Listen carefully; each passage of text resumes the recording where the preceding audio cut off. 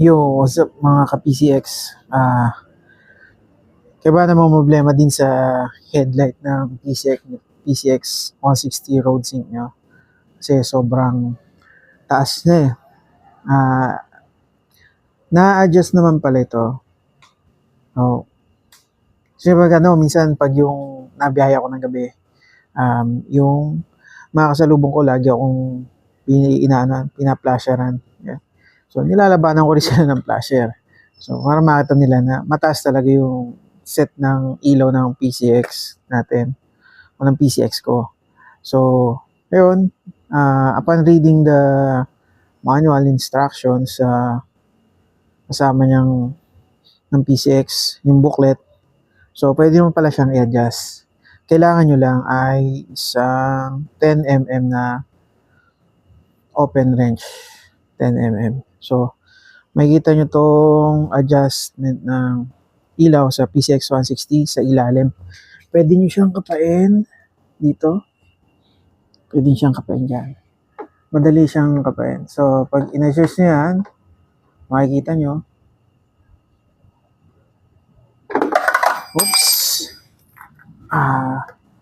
Pag pinihit nyo siya, so, pag nilagay nyo yung wrench nyo, pag pinihit nyo sa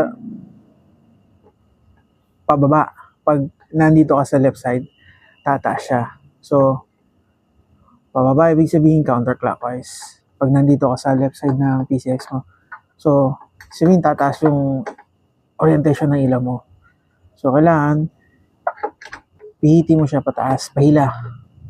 So, clockwise.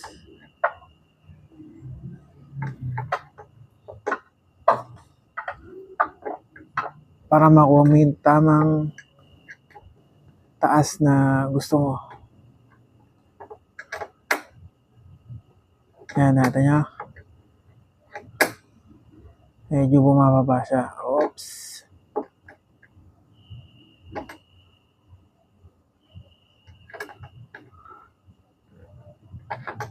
Yan. Hit lang. Tapos, tingnan nyo kung gusto nyo na yung ayos na sa inyo yung taas ng ilaw nyo. Pwede nyo siyang i-adjust. Kapag tumakbo kayo, tapos medyo nababaan kayo, pwede nyo naman siya i-adjust. Okay. Yan. So, yan natin.